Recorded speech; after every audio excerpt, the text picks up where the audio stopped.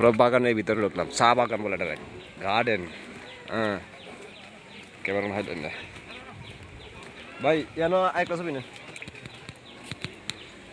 যেমন একটা নেন, ভালো করে নেন। হ্যাঁ এই দিবস আসেন। আমির ভাই কিছু বলেন, কিছু বলেন। কি আর বলবো, ওই যে বাগানের বিষয়ে কিছু বলতে দেন।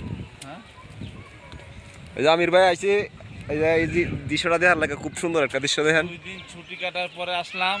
হ্যাঁ আমরা আর জানি না, কালকে ঘুরলাম অন্যদিকে, কিন্তু আসল জায়গা ঘুরি নাই। কিন্তু আসল জায়গায় আজকে আসলাম, ক্যামেরন ভ্যালিতে। হ্যাঁ এখানে খুব মনোমুগ্ধকর সুন্দর একটা জায়গা, দেখার মতো জায়গা আর কি। আসলে এখানে আসলে মনটা ফ্রেশ হয়ে যায়, চিন্তামুক্ত হয়ে যায়, ঠিক আছে। যত কিছু আছে পিছনে, যত চিন্তা ভাবনা আছে, সব দূর হয়ে যায়, ঠিক আছে। আসেন, আইসা দেখেন সবাই, মনোমুগ্ধকর দেশ মালয়েশিয়া ক্যামেরন হাইল্যান্ড। আমার কামান আছে ইদু নামাপা জলিল, পরে জলিলের বসের একজন ভাই, আর আছে আমাদের আলামিন ভাই, আর আমি তো আছি সাথে। আমি তো আছি। ওকে আবার বস আছে, বস বস আসছে, বস দাবি দিয়ে আসবে, ঠিক আছে। আমরা তো আর বস না, আর সেজন্য কত আর না আমরা কোয়া গাড়ি দিয়ে না তো। আসিনি, আমরা পায়ে হাইটে আসছি।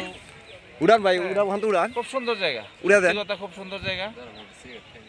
আমাদের সিলেটের মতো নয়, কিন্তু সিলেটের মতো এত এত সুন্দর না আর কি। এই যে এইখানে যত সুন্দর, সিলেট এত সুন্দর না, এইখানে খুব সুন্দর বেশি, ঠিক আছে।